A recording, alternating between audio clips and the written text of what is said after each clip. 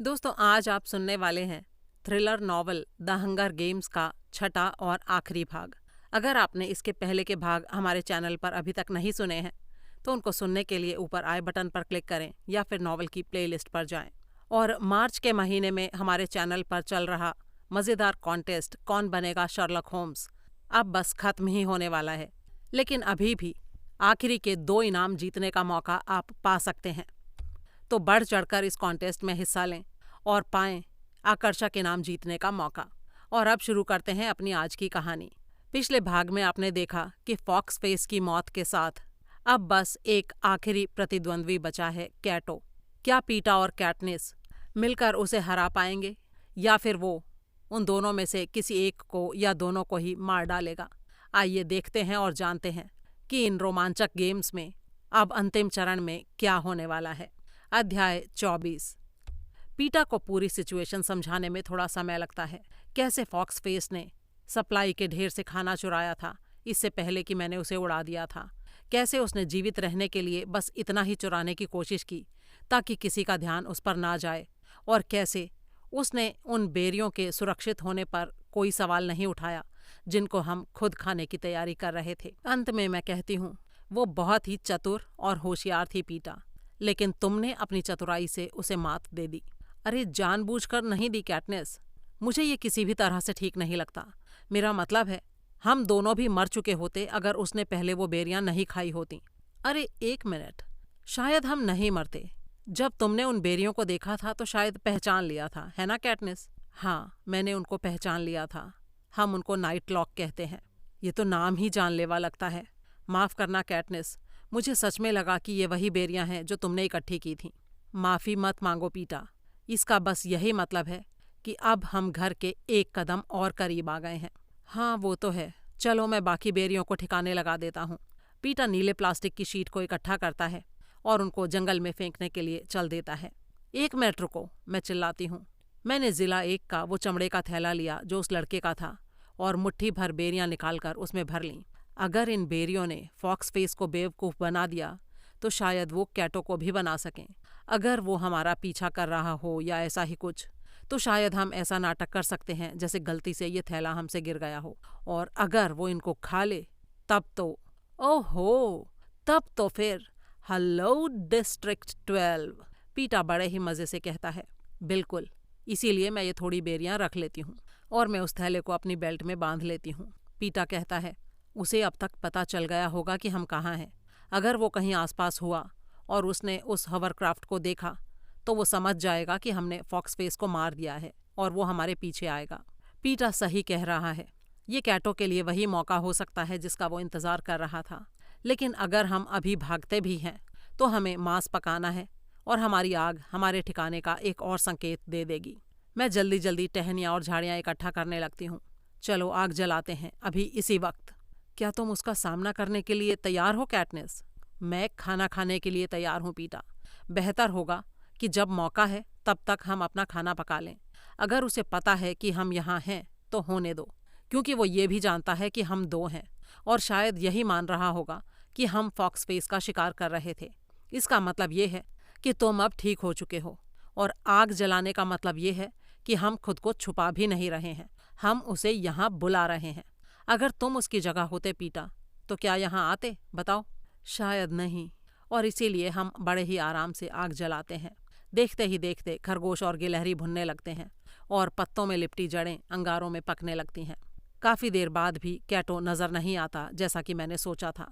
खाना पकने के बाद मैं उसमें से अधिकतर को पैक कर लेती हूँ और हम दोनों के लिए चलते चलते खाने के लिए एक एक खरगोश की टांग छोड़ देती हूँ।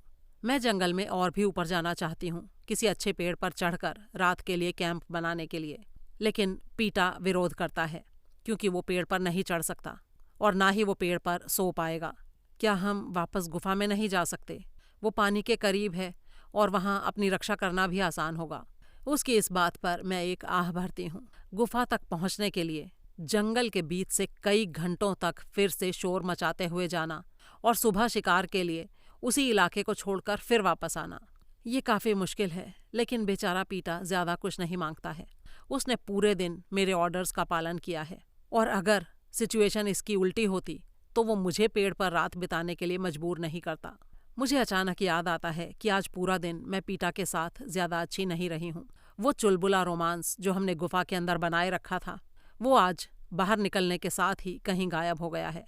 हेमिच और दर्शक शायद अब तक मुझसे तंग आ चुके होंगे। मैं आगे बढ़कर उसे एक चुंबन देती हूँ। हाँ जरूर, चलो गुफा में वापस चलते हैं।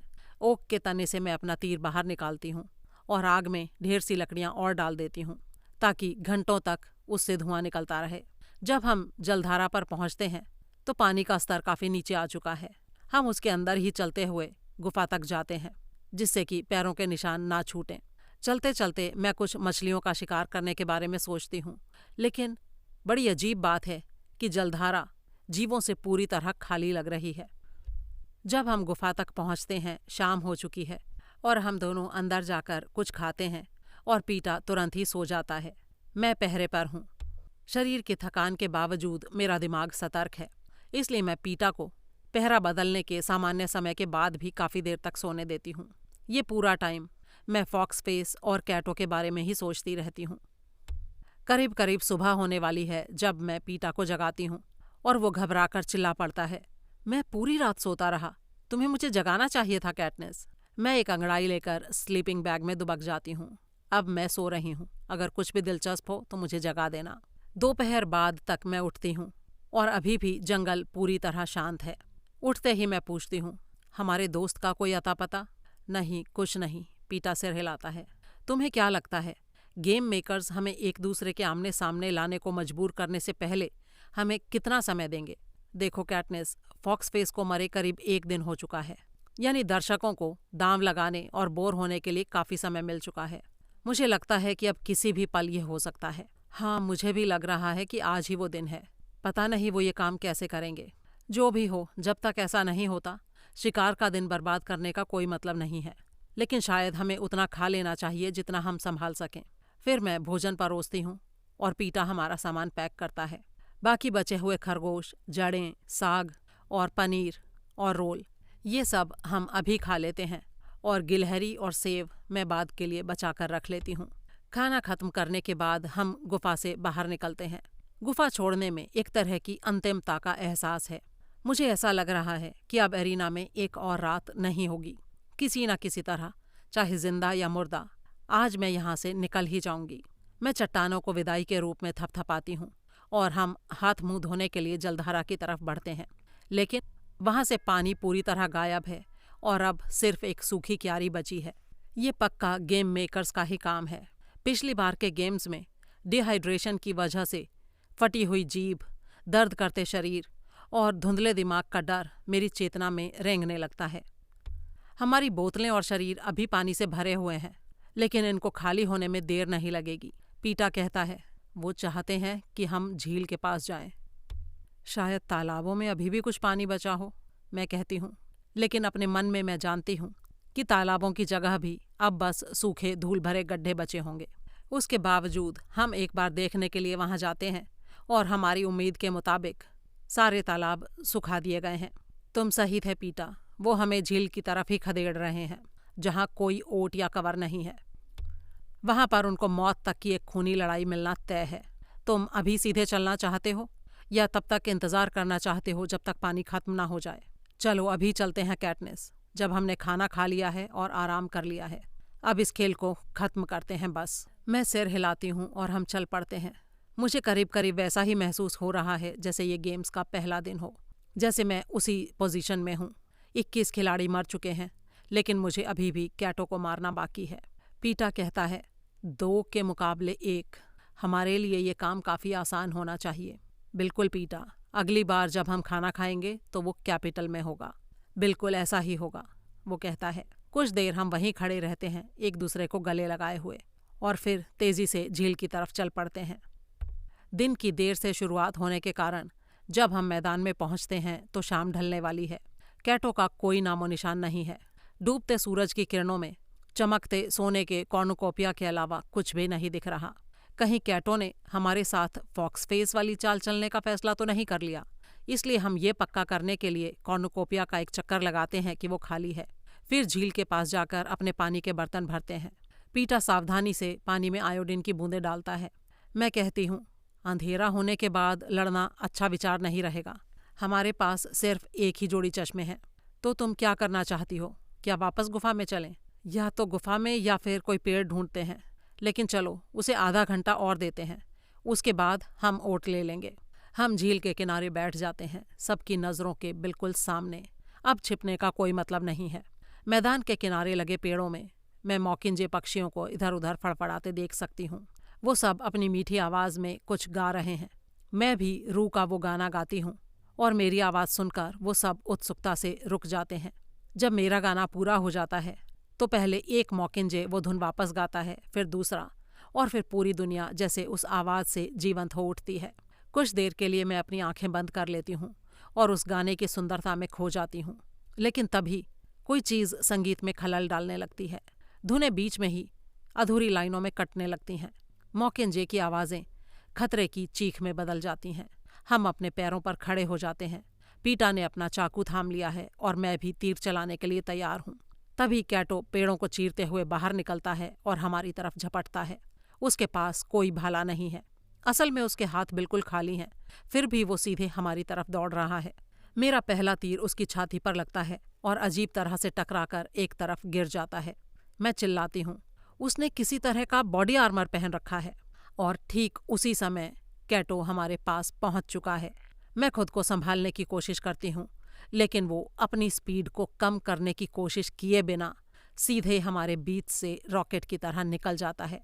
उसकी हाँफती हुई सांसों और बैंगनी पड़ चुके चेहरे से बहते पसीने को देखकर मैं बता सकती हूँ कि वो बहुत देर से कड़ी दौड़ लगा रहा है। हमारी तरफ नहीं, किसी चीज़ से बचकर। लेकिन किस चीज़ से? मेरी आंखें जल्दी से पूरे जंगल को स्कैन करती हैं और तभी मैं पहले जीव को मैदान पर छलांग लगाते हुए देखती हूँ। और जैसे ही मैं मुड़ती हूँ, आधा दर्जन और जीवों को उसके साथ आते देखती हूँ। और फिर मैं खुद को बचाने के अलावा और कुछ भी सोचे बिना अंधे की तरह कैटो के पीछे भागने लगती हूँ। अध्याय 25। और अगला चैप्टर शुरू करने से पहले हम यहाँ 1 मिनट के लिए रुककर आपको बताते हैं आज का हमारा क्लू। गोल्ड पार्ट 3 रील में जो मॉडर्न डिज़ाइन सेट है, उसमें एडी स्टोन्स से जड़े हुए कुल कितने ट्रायंगल्स हैं? आपको इस सवाल का जवाब ढूंढना है और फिर ट्रायंगल्स की संख्या को उस रील के कमेंट्स में टाइप करना है। और अब आ जाते हैं अपनी कहानी पर। अध्याय 25। ये म्यूटेशंस हैं, इसमें कोई शक नहीं है। मैंने इन मट्स को पहले कभी नहीं देखा, लेकिन ये नेचुरल तरीके से पैदा हुए जानवर नहीं हैं। ये विशाल भेड़ियों जैसे दिखते हैं, लेकिन भला कौन सा भेड़िया छलांग लगाकर अपने पिछले पैरों पर इतनी आसानी से बैलेंस बना लेता है? कौन सा भेड़िया अपने अगले पंजे से बाकी झुंड को आगे बढ़ने का इशारा ऐसे करता है जैसे उसके पास कलाई हो? ये सारी चीज़ें मैं दूर से देख पा रही हूँ और करीब आने पर मुझे यकीन है कि उनकी और भी डरावनी खूबियाँ हमारे सामने आएंगी। कैटो सीधा कॉर्नुकोपिया की तरफ भागा है और बिना सोचे मैं उसके पीछे हो लेती हूँ। अगर उसे ये लगता है कि यह सबसे सुरक्षित जगह है तो मैं बहस करने वाली कौन होती हूँ? इसके अलावा अगर मैं पेड़ों तक पहुँच भी जाती तो पीटा के लिए जख्मी पैर के साथ उनसे तेजी से भाग पाना असंभव होता। 1 मिनट, पीटा! मेरे हाथ कॉर्नुकोपिया की नुकीली पूंछ के मेटल पर टिके ही थे कि मुझे याद आता है कि मैं एक टीम का हिस्सा हूँ और वो मुझसे करीब 15 गज पीछे है।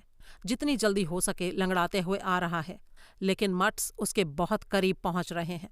मैं झुंड की तरफ जल्दी से एक तीर चलाती हूँ और एक मट गिर जाता है, लेकिन अभी बहुत सारे और भी बाकी हैं। पीटा मुझे ऊपर चढ़ने का इशारा कर रहा है। जाओ कैटनिस, जाओ, वो सही कह रहा है। जमीन पर रहकर मैं हम दोनों की रक्षा नहीं कर सकती, इसलिए जल्दी जल्दी हाथों और पैरों के सहारे कॉर्नुकोपिया पर चढ़ने लगती हूँ।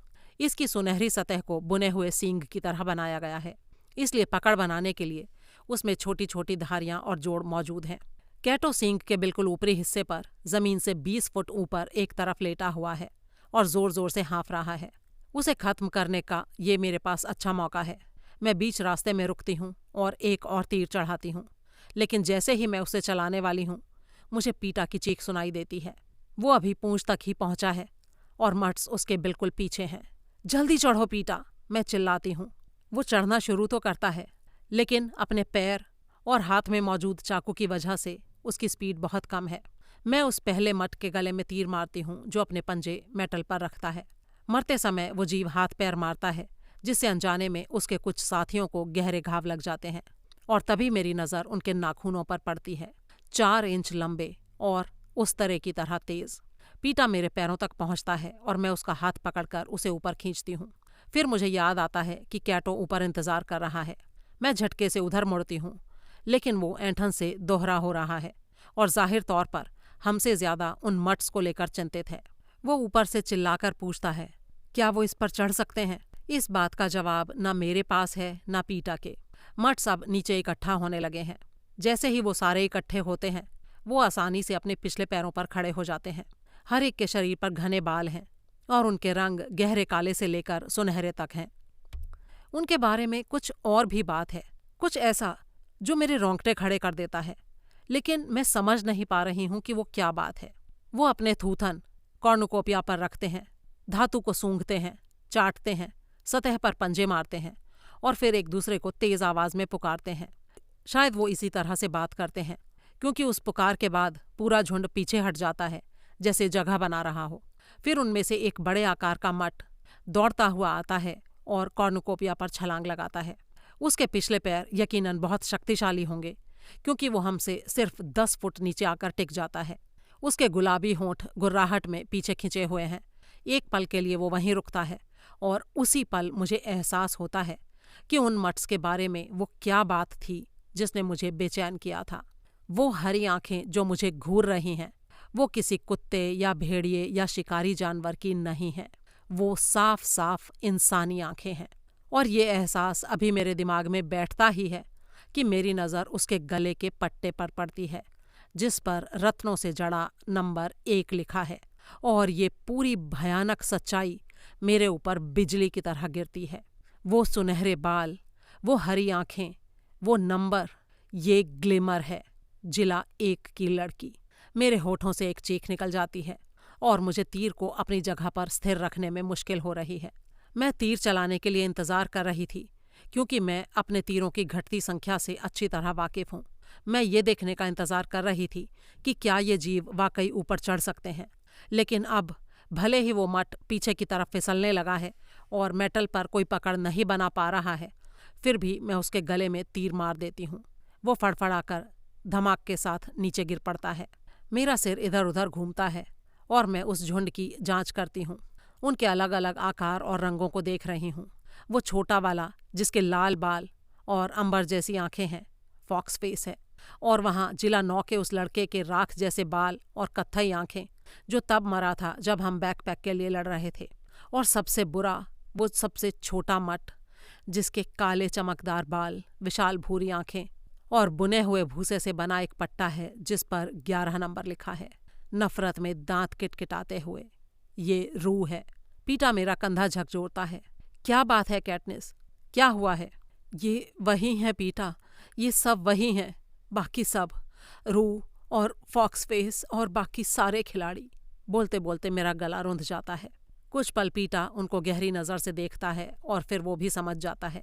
मैं उसके गले से एक हल्की सिसकी की आवाज़ सुनती हूँ। उन्होंने उनके साथ क्या किया है? क्या ये उनकी असली आंखें हो सकती हैं? लेकिन मैं उनकी आंखों के लिए चिंतित नहीं हूँ। मैं उनके दिमागों के बारे में सोच रही हूँ। क्या उनको असली खिलाड़ियों की यादें दी गई होंगी? क्या उन्हें विशेष रूप से हमारे चेहरों से नफरत करने के लिए प्रोग्राम किया गया होगा, क्योंकि हम जिंदा बच गए और उनकी हत्या कर दी गई? क्या उन्हें इस समय ये लग रहा होगा कि वो अपनी मौत का बदला ले रहे हैं? इससे पहले कि मैं पीटा को ये सारी बातें बता पाऊँ, मट्स सींग पर नया हमला शुरू कर देते हैं। वो सींग के किनारों पर 2 समूहों में बंट जाते हैं और हमें निशाना बनाने की कोशिश करते हैं। मेरे हाथ से बस कुछ इंच की दूरी पर दांतों के टकराने की आवाज़ आती है और पीटा चिल्ला पड़ता है। मैं उसके शरीर पर एक झटका महसूस करती हूँ।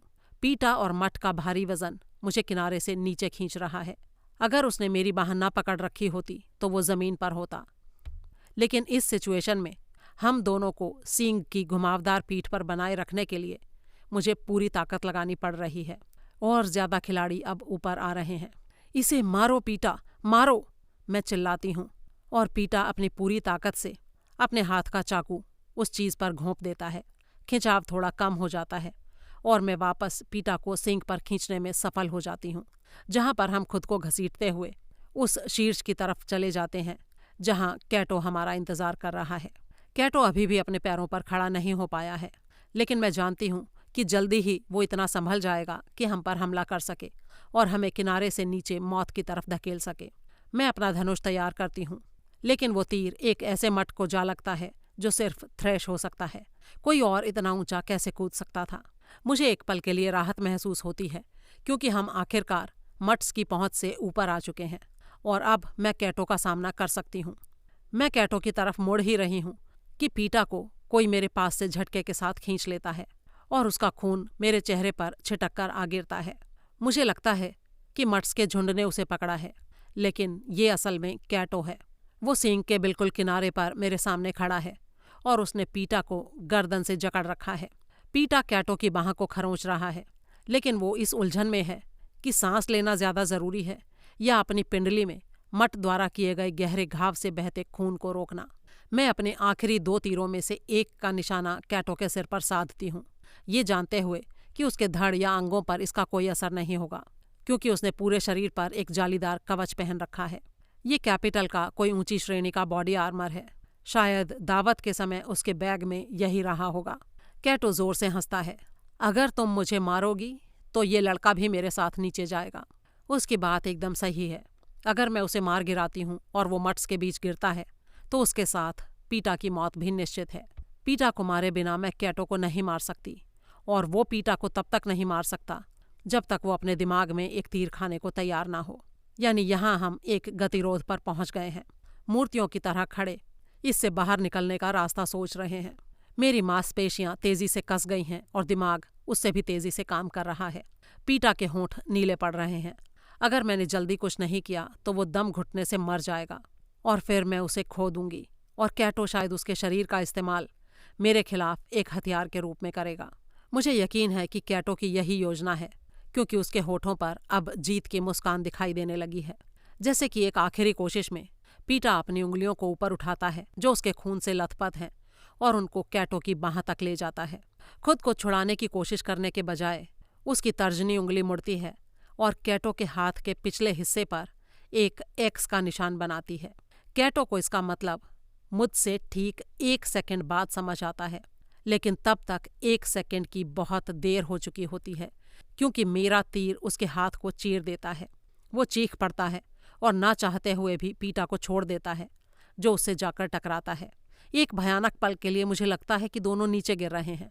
मैं आगे झपटकर पीटा को थाम लेती हूँ, जबकि कैटो खून से लथपथ फिसलन भरे सींग पर अपना बैलेंस खो देता है और नीचे जमीन पर जा गिरता है।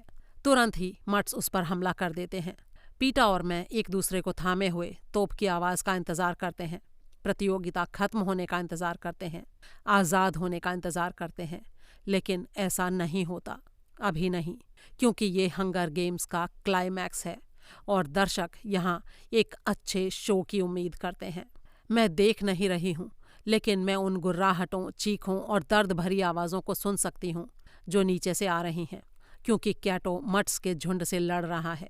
पहले मुझे समझ नहीं आता कि वो कैसे जीवित बचा हुआ है। फिर मुझे याद आता है उसका वो बॉडी आर्मर, और उसके पास यकीनन कोई ना कोई चाकू या तलवार कुछ तो होगा जो उसने अपने कपड़ों में छिपा रखा होगा, क्योंकि बीच बीच में किसी मट की मौत की चीख या सुनहरे सींग से मेटल के टकराने की आवाज़ भी आती है। आवाज़ें ऐसे ही आती रहती हैं और समय बीतता जाता है। शायद 1 घंटा या उससे कुछ ज़्यादा हो चुका है जब कैटो ज़मीन पर गिरता है और हम मट्स को उसे घसीटते हुए सुनते हैं, कॉर्नुकोपिया के अंदर वापस घसीटते हुए। अब वो उसे खत्म कर देंगे, मैं सोचती हूँ, लेकिन तोप अभी भी नहीं चली है। रात ढलती है और राष्ट्रगान बजता है, लेकिन आसमान में कैटो की तस्वीर नहीं उभरती, बल्कि नीचे से उसकी हल्की कराहें सुनाई देती रहती हैं। इसका मतलब ये है कि गेम्स अभी खत्म नहीं हुए हैं और पता नहीं कब तक खत्म नहीं होंगे, और जीत की अभी भी कोई गारंटी नहीं है। पीटा के पैर से पहले की तरह ही खून बह रहा है। हमारा सारा सामान, हमारे बैग, सब वहीं झील के किनारे पड़े हैं जहां हमने मट्स से भागते समय उनको छोड़ दिया था। मेरे पास कोई पट्टी नहीं है और बहते खून को रोकने के लिए और भी कुछ नहीं है। बर्फीली हवा चलनी शुरू हो चुकी है। कांपते हुए मैं अपनी जैकेट उतारती हूँ, अपनी शर्ट निकालती हूँ और जल्दी से जैकेट को पहनकर उसकी जिप बंद कर लेती हूँ। पीटा को लेटने के लिए कहकर मैं उसके घाव की जांच करती हूँ। खून लगातार बह रहा है। सिर्फ शर्ट से पट्टी बांध देना काफ़ी नहीं होगा। मैंने अपनी माँ को कभी कभी एक खून के बहाव को रोकने वाला बंध बांधते हुए देखा है, जिसे टूरनिके कहते हैं। मैं उसी की नकल करने की कोशिश करती हूँ। अपनी शर्ट की एक आस्तीन काटती हूँ, उसे उसके घुटने के ठीक नीचे पैर पर 2 बार लपेटती हूँ और एक आधी गांठ लगाती हूँ। मेरे पास कोई लकड़ी नहीं है, इसलिए मैं अपना आखिरी बचा हुआ तीर उस गांठ में डालती हूँ और उसे उतनी तेजी से घुमाती हूँ जितना घुमा सकती हूँ। ये जोखिम भरा काम है। हो सकता है पीटा को अपना पैर गंवाना पड़े, लेकिन जब मैं इसकी तुलना उसकी जान जाने से करती हूँ तो मेरे पास कोई और विकल्प नहीं है। शर्ट के बाकी हिस्से से मैं घाव पर पट्टी बांधती हूँ और उसके पास ही लेट जाती हूँ।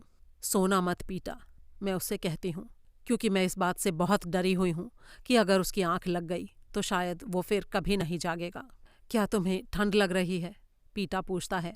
वो अपनी जैकेट की जिप खोलता है और जैसे ही वो उसे मेरे चारों तरफ बंद करता है, मैं उससे सट जाती हूँ। लेकिन अभी तो रात शुरू ही हुई है, तापमान गिरता ही जाएगा और अभी हमें पता नहीं यहाँ कितना समय और गुजारना है। अगले कुछ घंटे मेरी जिंदगी के सबसे बुरे घंटे हैं। एक तो वो ठंड ही किसी टॉर्चर से कम नहीं है, लेकिन असली परेशानी कैटो की आवाज़ों को सुनना है, कराहते हुए, भीख मांगते हुए और अंत में सिर्फ सिसकते हुए, जबकि मट्स उसे नोच रहे हैं। मैं लगातार दुआ करती हूँ कि उसकी ये तड़प खत्म हो जाए। वो उसे मार क्यों नहीं देते? मैं पीटा से पूछती हूँ। तुम्हें पता तो है कैटनिस कि वो उसे क्यों नहीं मार रहे। दर्शकों के लिए इससे अच्छा शो भला और क्या होगा, और गेम मेकर्स के नज़रिए से ये मनोरंजन का क्लाइमैक्स है। ये सिलसिला चलता ही रहता है और आखिरकार ये पूरी तरह से मेरे दिमाग पर हावी हो जाता है, कल की यादों और उम्मीदों को बिल्कुल मिटा देता है और मुझे लगने लगता है कि ये सिचुएशन कभी नहीं बदलेगी। पीटा बीच बीच में ऊँघने लगता है और जब भी वो ऐसा करता है मैं उसका नाम ज़ोर ज़ोर से चिल्लाने लगती हूँ, क्योंकि अगर वो अभी मर गया और मुझे अकेला छोड़ गया तो मुझे पता है कि मैं पूरी तरह से पागल हो जाऊंगी। आखिरकार न जाने कितने युगों के बाद सुबह की पीली रोशनी दिखाई देती है और मैं साफ साफ देखती हूँ कि पीटा का चेहरा कितना सफ़ेद पड़ चुका है, उसके पास कितना कम समय बचा है और मैं जानती हूँ कि मुझे कैसे भी करके उसे जल्दी से जल्दी वापस कैपिटल पहुँचाना ही होगा। लेकिन अभी भी कोई तोप नहीं चली है। मैं अपने कान को सींग से सटाती हूँ और कैटो की आवाज़ को बड़ी मुश्किल से सुन पाती हूँ। पीटा कहता है, मुझे लगता है वो बस मौत के बहुत करीब है। क्या तुम दया करके उसे मार सकती हो कैटनिस? मैं जानती हूँ कि इस परिस्थिति में कैटो के लिए ये सचमुच बहुत ही दया का काम होगा, लेकिन मेरा आखिरी तीर तो तुम्हारे टूरनिके में लगा है पीटा, तो उसे बेकार मत जाने देना। मैं तीर निकाल लेती हूँ और अपनी उंगलियों से जितनी मजबूती से हो सके टूरनिके को वापस बांध देती हूँ। फिर रेंग कर सिंक के किनारे तक पहुँचती हूँ और ऊपर से नीचे झुकती हूँ। पीटा के हाथ पीछे से सहारे के लिए मुझे थामे हुए हैं। उस धुंधली रोशनी में खून के बीच कैटो को ढूंढने में कुछ पल लगते हैं। फिर मांस का वो कच्चा लोथड़ा जो कभी मेरा दुश्मन था एक आवाज़ निकालता है और मुझे पता चल जाता है कि उसका मुंह कहाँ है, और मुझे लगता है कि वो जो शब्द कहने की कोशिश कर रहा है वो है प्लीज़। ये प्रतिशोध नहीं बल्कि दया है जो मेरे तीर को उसकी खोपड़ी के पार पहुंचा देती है। पीटा मुझे वापस ऊपर खींच लेता है और तोप चल जाती है। पीटा खोखली आवाज़ में कहता है, तो हम जीत गए कैटनिस। हाँ, हमारी जीत मुबारक हो। मैं किसी तरह से बोलती हूँ, लेकिन मेरी आवाज़ पीटा से भी ज़्यादा खोखली है। मैदान के बीच में एक छेद खुलता है और मानो किसी संकेत पर बचे हुए मट्स उसमें छलांग लगा देते हैं और धरती बंद हो जाती है। हम इंतज़ार करते हैं होवरक्राफ्ट द्वारा कैटो के अवशेषों को ले जाने का और जीत के उन बाजों का जो इसके बाद बजने चाहिए, लेकिन कुछ नहीं हो रहा। मैं चिल्लाती हूँ, हे, क्या हो रहा है? लेकिन कोई आवाज़ नहीं आती। पीटा कहता है, शायद लाश की वजह से वो ऐसा कर रहे हों, शायद हमें इससे दूर जाना होगा। मैं याद करने की कोशिश करती हूँ कि क्या आखिरी हत्या पर आपको मरे हुए खिलाड़ी से दूरी बनानी पड़ती है। मेरा दिमाग इतना उलझा हुआ है कि मैं पक्का नहीं कह सकती, लेकिन देरी का और भला क्या कारण होगा? मैं पूछती हूँ, ठीक है, हम चलते हैं, लेकिन क्या तुम्हें लगता है तुम झील तक पहुँच पाओगे? कोशिश तो करना ही होगा। हम जैसे तैसे रेंगते हुए सींग की पूंछ तक पहुँचते हैं और ज़मीन पर गिर जाते हैं। मेरे अंगों में बुरी तरह से अकड़न है। पता नहीं पीटा हिल भी कैसे पा रहा है। बड़ी मुश्किल से उठकर मैं पीटा को उठाने में उसकी मदद करती हूँ और किसी तरह से गिरते पड़ते हम वापस झील तक पहुँच जाते हैं। अपने हाथों में पानी लेकर मैं थोड़ा खुद पीती हूँ और थोड़ा पीटा को पिलाती हूँ। तभी होवरक्राफ्ट प्रकट होता है और कैटो के शरीर को ले जाता है। मेरी आंखों में राहत के आंसू आ जाते हैं। अब वो हमें भी ले जाएंगे, अब हम घर जा सकते हैं। लेकिन फिर से कुछ नहीं होता। वो किस चीज का इंतजार कर रहे हैं? पीटा कहता है। टूरने के हट जाने और झील तक पहुंचने की मेहनत के बीच उसका घाव फिर से खुल गया है। मुझे नहीं पता, मैं कहती हूँ, इस देरी की वजह जो भी हो, लेकिन मैं पीटा का और खून बहते हुए नहीं देख सकती। मैं कोई लकड़ी ढूंढने उठती हूँ, लेकिन तभी मुझे वो तीर मिल जाता है जो कैटो के बॉडी आर्मर से टकरा कर गिरा था। जैसे ही मैं उसे उठाने झुकती हूँ, क्लॉडियस टेम्पल स्मिथ की आवाज अरीना में गूंज उठती है। 74वें हंगर गेम्स के आखिरी प्रतियोगियों को नमस्कार। पिछले बदलाव को रद्द कर दिया गया है। नियम पुस्तिका की बारीकी से जांच करने पर पता चला है कि सिर्फ एक ही विजेता की अनुमति दी जा सकती है। तो आप दोनों को शुभकामनाएं और किस्मत हमेशा आपके साथ रहे। और फिर सब शांत हो जाता है। सच्चाई समझ में आते ही मैं अविश्वास से पीटा को घूरने लगती हूँ। इसका मतलब उनका इरादा कभी भी हमें साथ जीने देने का था ही नहीं। ये सब कुछ एक नाटक था गेम मेकर्स का, और मैं एक बेवकूफ की तरह उनकी बातों में आ गई। वैसे अगर तुम इसके बारे में सोचो तो ये उतनी चौंकाने वाली बात है नहीं, पीटा धीरे से कहता है। मैं देखती हूँ कि वो बड़ी मुश्किल से अपने पैरों पर खड़ा होता है और फिर मेरी तरफ बढ़ता है। उसका हाथ अपनी बेल्ट से चाकू को निकाल रहा है और इससे पहले कि मैं कुछ सोच समझ पाऊँ, मेरा धनुष तैयार है और तीर सीधा उसके दिल की तरफ तना है। पीटा अपनी भौहें उठाता है और मैं देखती हूँ कि चाकू पहले ही उसके हाथ से छूटकर झील की तरफ जा चुका है और छपाक से पानी में गिर चुका है। मैं अपने हथियार डाल देती हूँ और एक कदम पीछे हट जाती हूँ। मेरा चेहरा शर्म से जल रहा है। पीटा लंगड़ाते हुए मेरी तरफ आता है और धनुष वापस मेरे हाथों में थमा देता है। नहीं कैटनिस, तुम्हें ये काम करना होगा। मैं नहीं कर सकती, नहीं करूँगी। करना होगा तुम्हें, इससे पहले कि वो उन गंदे जानवरों को वापस भेज दें या कुछ और करें। मैं कैटो की तरह नहीं मरना चाहता, इसलिए प्लीज़। तो तुम मुझे क्यों नहीं मार देते? मैं गुस्से से कहती हूँ। तुम मुझे मार दो और घर जाओ और जिंदगी भर इस पछतावे के साथ जियो।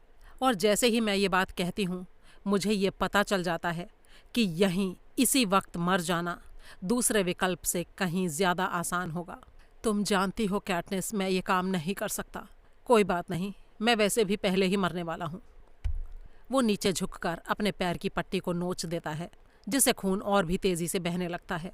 नहीं, तुम खुद को नहीं मार सकते हो। मैं घुटनों के बल बैठकर पागलों की तरह पट्टी को वापस उसके घाव पर चिपकाने की कोशिश करती हूँ। मैं यही चाहता हूँ कैटनिस, और ऐसा ही होगा। तुम मुझे यहाँ अकेला छोड़कर नहीं जा रहे, मैं जोर से चिल्लाकर कहती हूँ, क्योंकि अगर वो मर गया तो मैं कभी घर नहीं लौट पाऊंगी। मानसिक तौर पर तो कभी नहीं। मैं अपनी बाकी की जिंदगी इसी अरीना में बिता दूंगी, यहाँ से बाहर निकलने का रास्ता सोचते सोचते।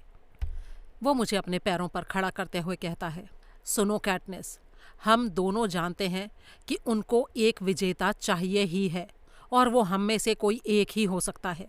तो प्लीज़ इसे ले लो मेरे लिए।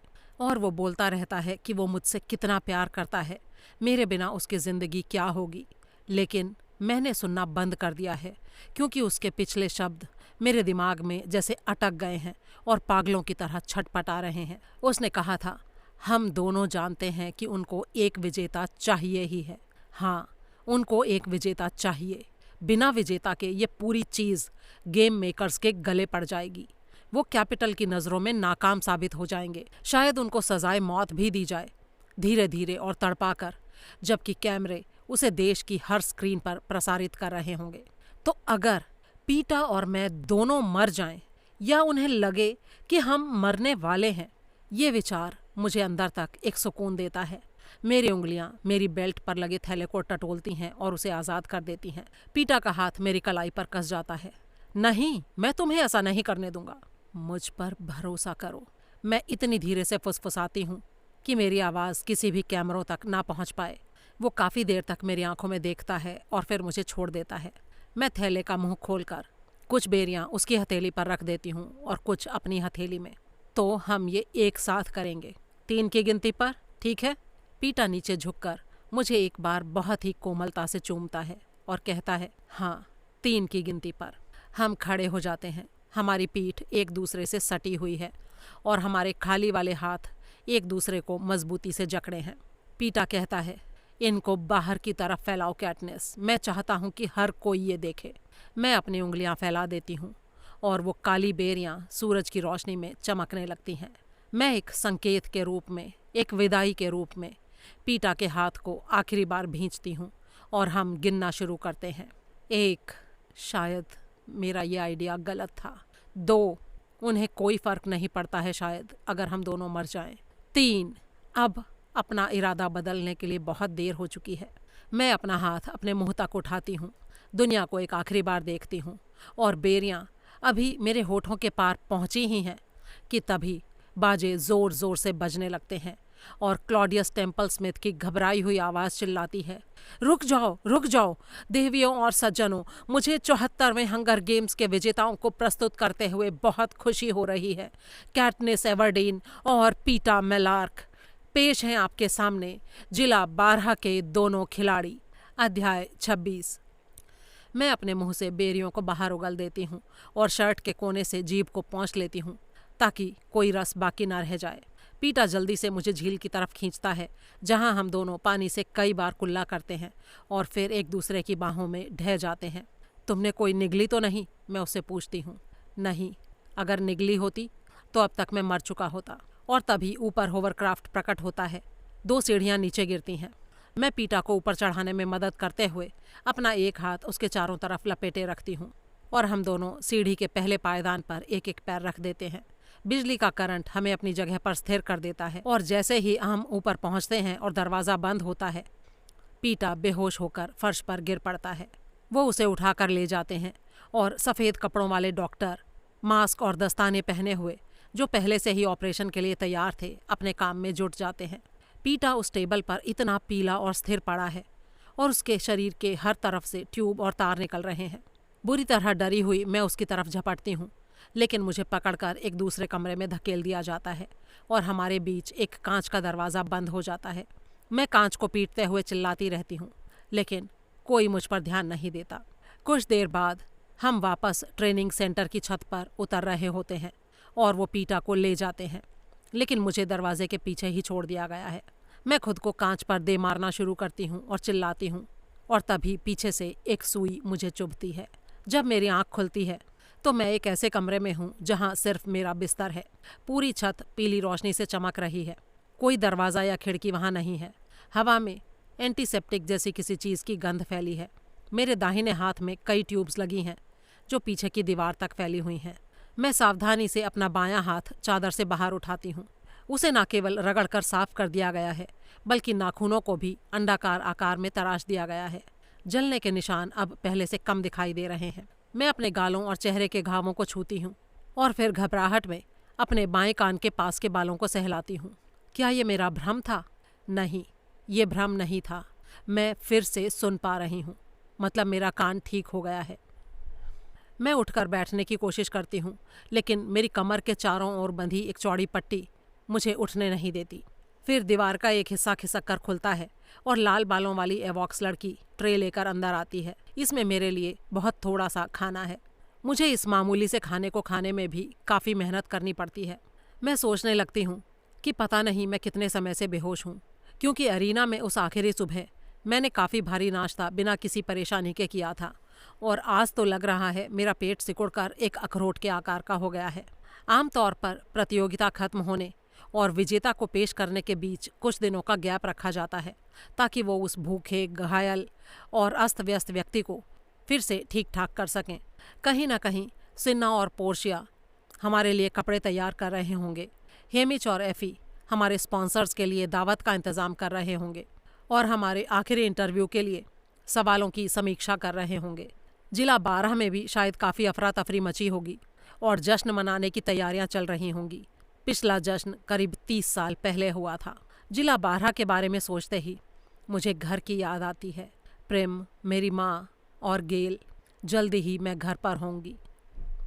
कुछ दिनों तक मेरे जागने, खाना खाने और फिर से बेहोश कर दिए जाने का सिलसिला चलता रहता है। हर दिन मैं पाती हूँ कि मेरे घावों के निशान धीरे धीरे गायब हो रहे हैं। और आखिरकार एक दिन ऐसा आता है जब मेरी आंख खुलती है और मेरे दाहिने हाथ में कोई भी नली या तार नहीं लगे होते। कमर की पट्टी भी हटा दी गई है और मैं हिलने डुलने के लिए आज़ाद हूँ। मैं अपने हाथ पैरों को देखकर हैरान रह जाती हूँ। त्वचा पूरी तरह चिकनी और चमकती हुई है, माथा साटिन जैसा महसूस हो रहा है और पिंडली पर जलने का निशान पूरी तरह से गायब हो चुका है। मेरे बिस्तर के पायताने एक पोशाक रखी है। ये वही है जो हम सभी खिलाड़ियों ने अरीना में पहनी थी। अपनी टीम से मिलने के लिए मुझे इसे ही पहनना होगा। मैं बहुत ही फुर्ती से उठकर वो कपड़े पहन लेती हूँ और 2 मिनट के बाद मेरे बिस्तर के सामने लगी दीवार खिसक कर खुल जाती है। मैं एक चौड़े सुनसान गलियारे में भागने लगती हूँ, पीटा का नाम पुकारते हुए। गलियारे के अंत में एक बड़े कमरे में सब लोग बैठे हैं, एफी, हेमिच और सिन्ना। मैं उनकी तरफ दौड़ती हूँ और सबसे पहले जाकर हेमिच की बाहों में झूल जाती हूँ। और जब वो मेरे कान में फुसफुसाता है, तुमने अच्छा काम किया स्वीट हार्ट, तो मुझे ये ताने जैसा नहीं लगता। एफी की आंखों में आंसू हैं और वो बार बार मेरे बाल सहलाते हुए कह रही है कि उसने सबको बताया था कि हम बेशकीमती मोती हैं। सिन्ना बस मुझे ज़ोर से गले लगा लेता है, बोलता कुछ नहीं। तभी मैं गौर करती हूँ कि पोर्शिया वहाँ नहीं है। पोर्शिया कहाँ है? क्या वो पीटा के साथ है? मेरा मतलब, पीटा ठीक तो है ना? वो जीवित तो है ना? अरे वो ठीक है, बस वो लोग चाहते हैं कि समारोह के दौरान टीवी पर तुम्हारा लाइव मिलन दिखाया जाए, हेमिच मुझे बताता है। मैं राहत की सांस लेती हूँ और फिर मुझे तैयार होने के लिए सिन्ना के साथ भेज दिया जाता है। डाइनिंग रूम में मुझे थोड़ा खाना मिलता है और फिर प्रेप टीम मुझे तैयार करती है। सिन्ना एक साधारण सी दिखने वाली पीली ड्रेस लेकर आता है और उसे मेरे सिर के ऊपर से पहना देता है। मुझे तुरंत ही अपने सीने पर पैडिंग का एहसास होता है जो उन उभारों को वापस ला रही है जिनको भूख ने मेरे शरीर से छीन लिया था। मैं अपनी भौहें सिकोड़ती हूँ, लेकिन मेरे विरोध करने से पहले ही सिन्ना कहता है, मुझे पता है तुम्हें ये पसंद नहीं, लेकिन गेम मेकर्स तुम्हारी सर्जरी करवाना चाहते थे। हेमिच का इस बात पर उनके साथ बहुत बड़ा झगड़ा हुआ, ये उसी का समझौता है। वेनिया मुझे सपाट चमड़े के सैंडल पहनने में मदद करती है और मैं आईने की तरफ मुड़ती हूँ और पाती हूँ कि मैं इस ड्रेस में भी आग वाली लड़की ही दिख रही हूँ। वो महीन कपड़ा अजीब तरह से चमकता है। हवा की हल्की सी हलचल भी मेरे शरीर पर एक आग की लहर सी भेज देती है। मेरे बालों को खुला रखा गया है और एक साधारण से हेयर बैंड से पीछे रोका गया है। नाखूनों पर एक क्लियर नेल पॉलिश है। बिना आस्तीन वाली ये ड्रेस मेरी कमर के बजाय पसलियों के पास से बहुत टाइट कसी हुई है, जिससे पैडिंग ने मेरे फिगर को जो भी मदद दी होती वो काफ़ी हद तक खत्म हो गई है। इसका घेरा मेरे घुटनों तक आता है। बिना हील्स के आप मेरी असली हाइट देख सकते हैं और मैं एक बहुत ही सादगी भरी लड़की की तरह दिख रही हूँ। एक कम उम्र की लड़की, ज़्यादा से ज़्यादा 14 साल की, एकदम मासूम, हानि रहित। ये सब कुछ थोड़ा चौंकाने वाला है। सिन्ना जो कुछ भी डिज़ाइन करता है वो यूं ही रैंडम नहीं होता, उसका कोई मतलब होता है। मैं इस ड्रेस के पीछे की उसकी प्रेरणा को समझने की कोशिश करती हूँ, लेकिन ठीक से कुछ अंदाज़ा नहीं लगा पाती। हम लिफ्ट से उस लेवल पर जाते हैं जहाँ हमने ट्रेनिंग ली थी। ये रिवाज है कि विजेता और उसकी सपोर्ट टीम मंच के नीचे से ऊपर की तरफ उठते हैं। सबसे पहले प्रेप टीम, फिर एस्कॉर्ट, स्टाइलिस्ट, मेंटर और अंत में विजेता। मैं खुद को मंच से नीचे एक कम रोशनी वाले क्षेत्र में पाती हूँ। मुझे ऊपर ले जाने के लिए एक बिल्कुल नई मेटल की प्लेट लगाई गई है। सिन्ना और प्रेप टीम तैयार होने के लिए अलग हो जाते हैं और मैं अकेली रह जाती हूँ। तभी अचानक पीछे से हेमिच आकर मेरे कंधे को छूता है। मेरे चौंकने पर वो कहता है, अरे डरो मत, बस मैं हूँ, ज़रा देखूँ तो तुम्हें। मैं अपनी बाहें फैलाकर एक बार घूम जाती हूँ। काफ़ी अच्छा है, लेकिन क्या? मैं पूछती हूँ।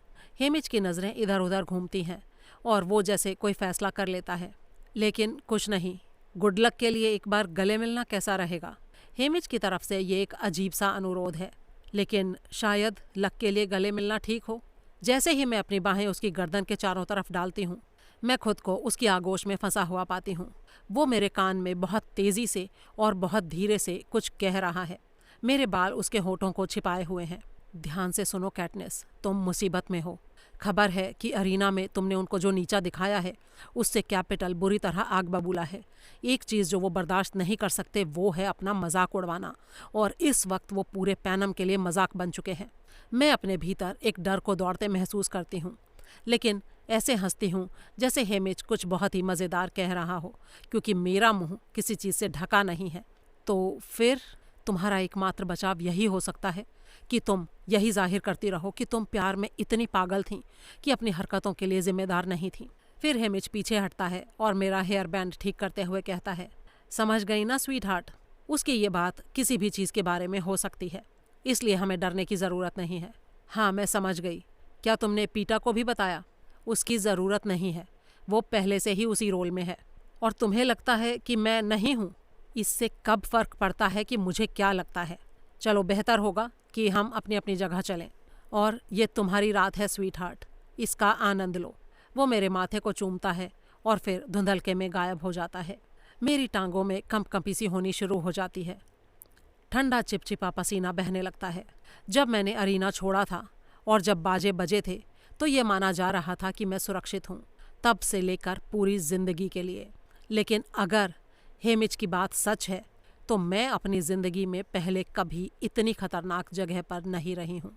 ये अरीना में शिकार होने से भी कहीं ज्यादा बुरा है। वहाँ मैं सिर्फ मर सकती थी, कहानी खत्म। लेकिन यहाँ प्रेम, मेरी माँ, जिला 12 के लोग और वहाँ के वो सभी लोग जिनकी मैं परवाह करती हूँ, उनको भी सज़ा दी जा सकती है अगर मैं उस प्यार में पागल लड़की वाले सिनेरियो को सफलतापूर्वक नहीं निभा पाई जो हेमिच ने मुझे सुझाया है। और अगर ये सब गलत हो गया तो मेरे साथ पीटा को भी भुगतना पड़ेगा। लेकिन जब मैंने हेमिच से पूछा था कि क्या उसने पीटा को इस बारे में बता दिया है, तो उसने क्या कहा था? ज़रूरत नहीं है, वो पहले से ही उसी भूमिका में है। तो क्या वो गेम्स में फिर से मुझसे आगे की सोच रहा है और उस खतरे से अच्छी तरह वाकिफ़ है जिसमें हम हैं, या फिर वो सच में प्यार में पागल है? मुझे कुछ नहीं पता। मैंने अभी तक पीटा के बारे में अपनी भावनाओं को समझना शुरू भी नहीं किया है। ये बहुत ही जटिल है।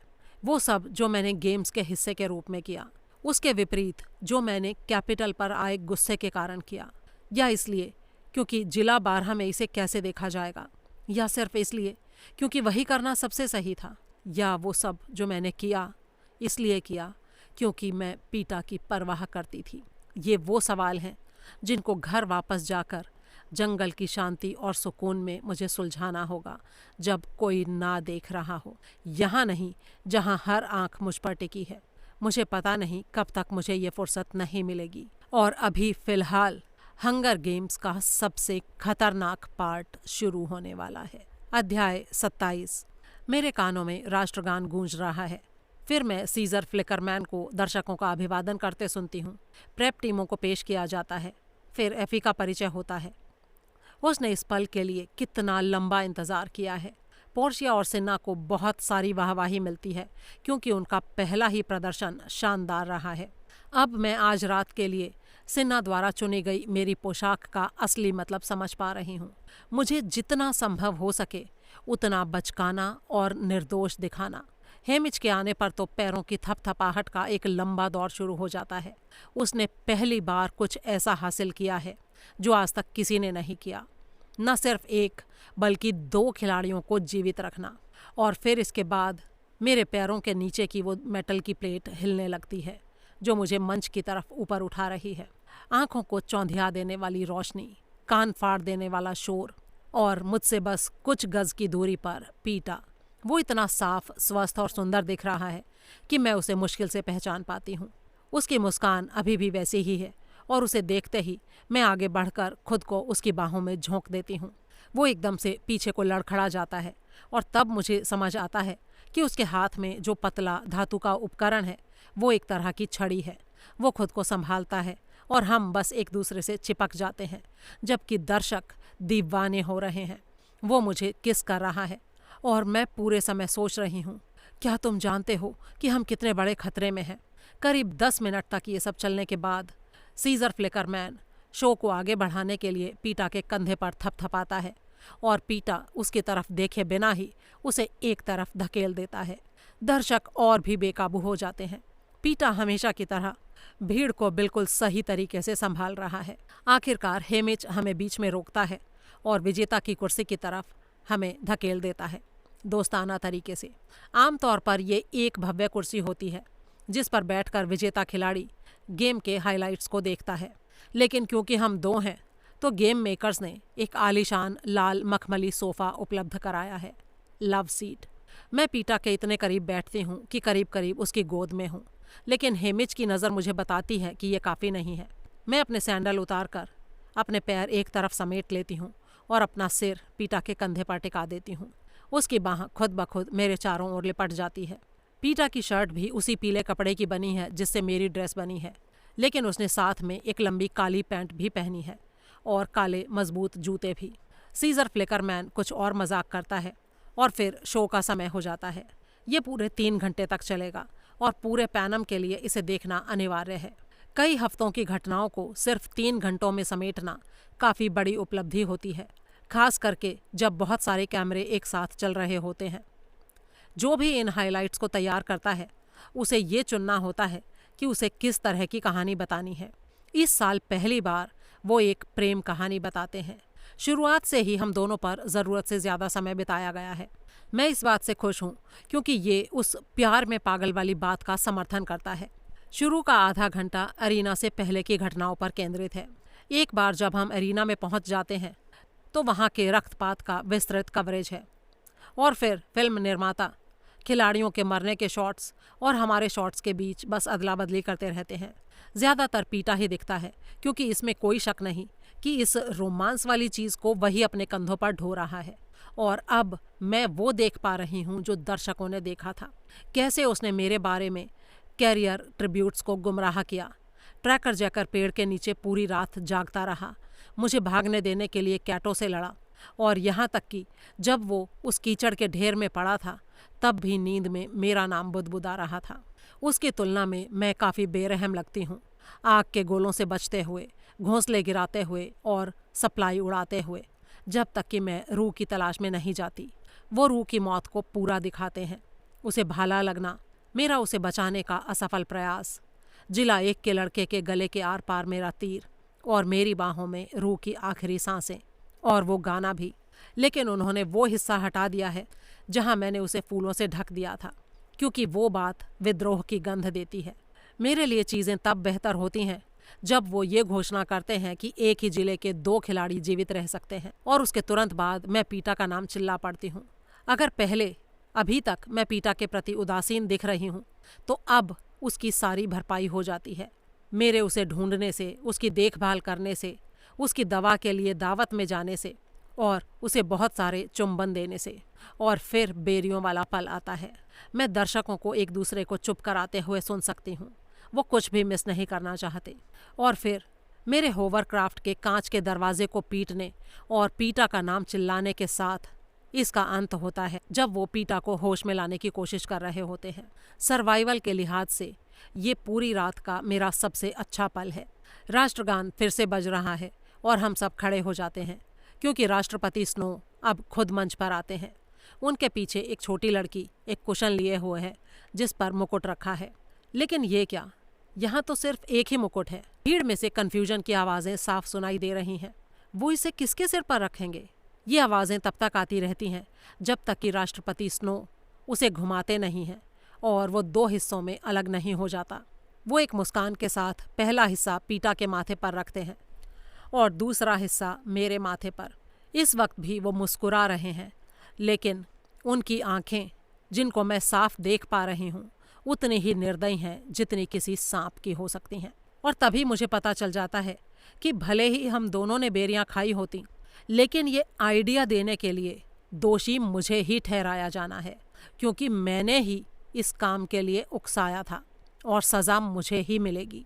इसके बाद बहुत सारा झुकना, चिल्लाना और नारेबाजी होती है। फिर आखिरकार सीजर फ्लिकरमैन दर्शकों को गुड नाइट कहते हैं और उनको कल के आखिरी इंटरव्यूज़ के लिए जुड़ने की याद दिलाते हैं। पीटा और मुझे विजय भोज के लिए राष्ट्रपति के महल ले जाया जाता है। वहाँ हमारे पास खाने के लिए समय बहुत ही कम है, क्योंकि कैपिटल के अधिकारी और ख़ास तौर पर उदार स्पॉन्सर्स हमारे साथ फ़ोटोज़ खिंचवाने के चक्कर में लगातार एक दूसरे को धकेलते रहते हैं। बीच बीच में मुझे हेमिज की आश्वस्त करने वाली और राष्ट्रपति स्नो की डरावनी झलक मिलती रहती है, लेकिन मैं हंसती रहती हूँ और लोगों का शुक्रिया अदा करते हुए तस्वीर खिंचवाते समय मुस्कुराती रहती हूँ।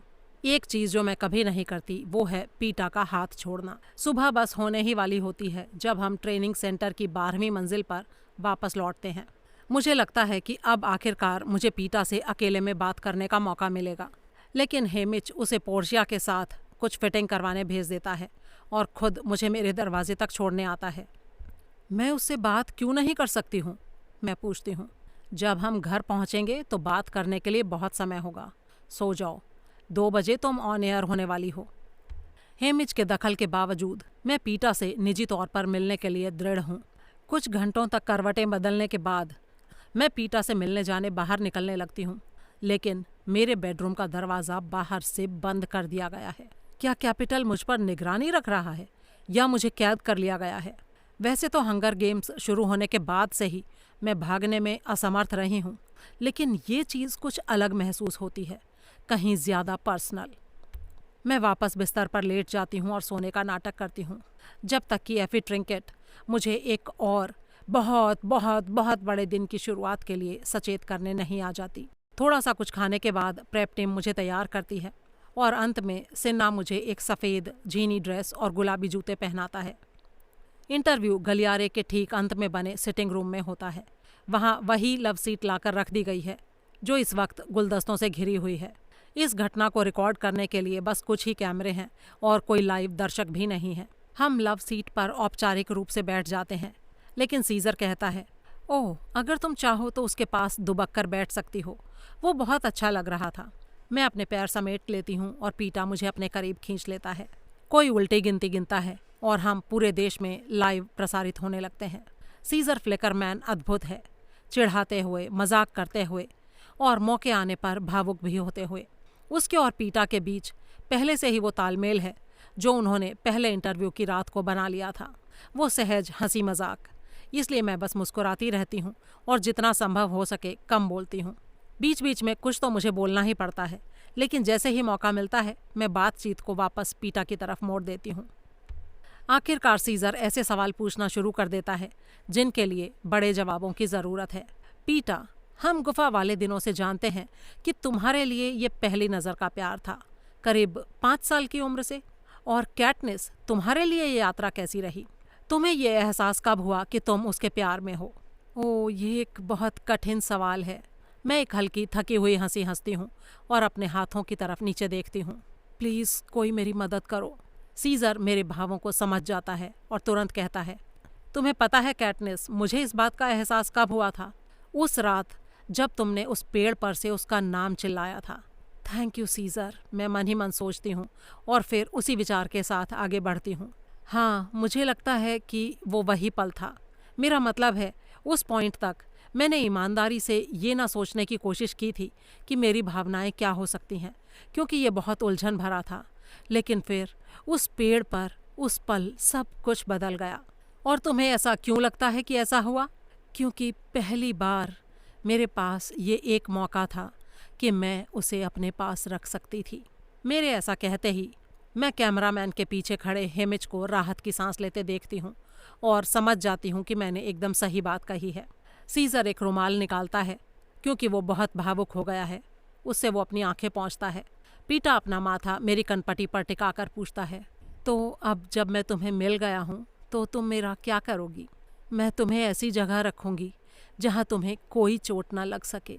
और फिर जब वो मुझे किस करता है तो कमरे में मौजूद लोग सच में आहें भरने लगते हैं। सीजर के लिए ये उन सभी तरीकों पर चर्चा करने का स्वाभाविक मौका है जिनसे हमें अरीना में चोटें पहुंची थीं, चाहे वो जलना हो, डंक हो या घाव हो। फिर वो पीटा से पूछता है कि उसका नया पैर कैसे काम कर रहा है। नया पैर? मैं हैरानी से कहती हूँ और खुद को पीटा की पैंट का निचला हिस्सा ऊपर खींचने से नहीं रोक पाती। धातु और प्लास्टिक के उस उपकरण को देखकर मैं फुसफुसाती हूँ, ओह नहीं, क्या किसी ने तुम्हें बताया नहीं? सीजर धीरे से पूछता है। मैं ना में सिर हिला देती हूँ।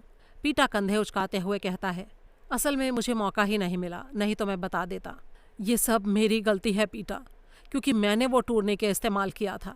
शायद उसी वजह से जहर फैल गया और उन्हें तुम्हारा पैर काटना पड़ा। हाँ बिल्कुल, ये तुम्हारी गलती है कि मैं जिंदा हूँ, पीटा बड़े ही आराम से कहता है। सीजर भी कहता है, वो सही कहता है। अगर तुमने वो नहीं किया होता तो ये पक्का खून बहने के कारण मर जाता। मैं इस बात को लेकर इतनी परेशान हूँ कि मुझे लगता है मैं बस रो ही पड़ूंगी। फिर मुझे याद आता है कि पूरा देश मुझे देख रहा है, इसलिए मैं बस अपना चेहरा पीटा की शर्ट में छिपा लेती हूँ। मुझे वापस सीधा करने में उन्हें कुछ मिनट लग जाते हैं और इसके बाद सीज़र मुझसे सवाल पूछना बंद कर देता है ताकि मुझे संभलने का टाइम मिल सके। लेकिन वो आखिरी बेरियों वाली बात पूछने को वो टाल नहीं सकता। वो कहता है, कैटनिस, मैं जानता हूँ तुम्हें सदमा लगा है, लेकिन ये बात मुझे पूछनी ही होगी। वो पल जब तुमने वो बेरियां निकाली थी, क्या चल रहा था तुम्हारे दिमाग में? मैं जवाब देने से पहले एक लंबा विराम लेती हूँ।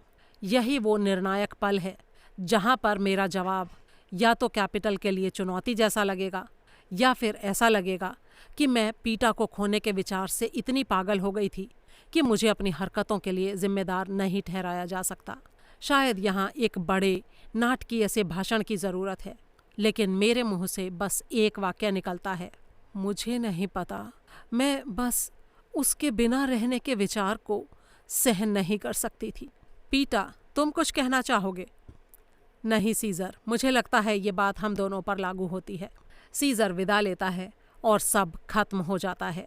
हर कोई हंस रहा है, रो रहा है और गले मिल रहा है, लेकिन मुझे तब तक यकीन नहीं होता जब तक मैं हिमेश तक नहीं पहुंच जाती। सब ठीक रहा क्या? एकदम बढ़िया, वो जवाब देता है। फिर मैं अपना कुछ सामान इकट्ठा करने के लिए अपने कमरे में जाती हूँ और पाती हूँ कि ले जाने के लिए उस मॉकिनजे पिन के अलावा कुछ भी नहीं है जो मैज ने मुझे दिया था। गेम्स के बाद किसी ने उसे मेरे कमरे में वापस रख दिया था। वो हमें काले शीशों वाली कार में गलियारों से ले जाते हैं और ट्रेन हमारा इंतज़ार कर रही है। हमारे पास सिन्ना और पोर्शिया को अलविदा कहने का भी समय नहीं है। हालांकि हम उनसे कुछ महीनों में फिर मिलेंगे जब हम विजय समारोहों के लिए जिलों का दौरा करेंगे। ट्रेन चलने लगती है और हम रात के अंधेरे में डूब जाते हैं। जब हम सुरंग से बाहर निकल आते हैं तब मैं रीपिंग के बाद से अपनी पहली आज़ाद सांस लेती हूँ। एफी और हेमिच भी हमारे साथ वापस जा रहे हैं। हम एक बहुत बड़ा रात्रि भोज करते हैं और इंटरव्यू का रिप्ले देखने के लिए टीवी के सामने बैठ जाते हैं। हर सेकंड के साथ कैपिटल से दूर होते जाने पर मैं अब घर के बारे में सोच रही हूँ, प्रेम, मेरी माँ और गेल, इन सब के बारे में। अपने कपड़े बदलकर मैं साधारण शर्ट और पैंट पहन लेती हूँ और मेकअप धोकर अपने बालों की चोटी गूंथकर वापस अपने असली रूप में बदल जाती हूँ।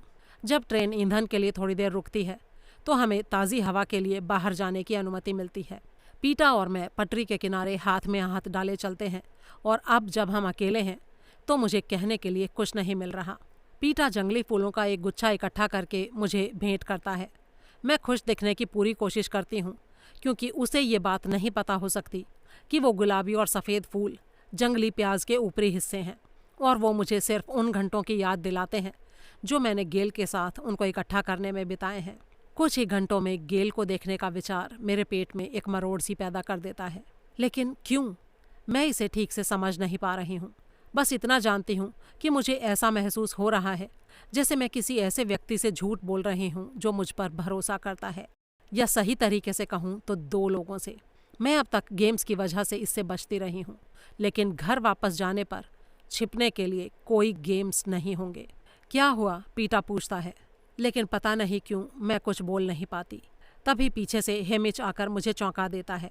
उसकी आवाज़ अभी भी बहुत धीमी है। बहुत अच्छा काम किया तुम दोनों ने। बस डिस्ट्रिक्ट में तब तक इसे बनाए रखना जब तक सारे कैमरे चले ना जाएं, और तब हम सुरक्षित रहेंगे। फिर वो जल्दी से वापस चला जाता है। इसका मतलब क्या था? पीटा हैरानी से पूछता है और मैं अचानक बोल पड़ती हूँ, कैपिटल हमसे नाराज़ है पीटा। उनको बेरियों वाला हमारा वो कारनामा बिल्कुल पसंद नहीं आया। क्या मतलब?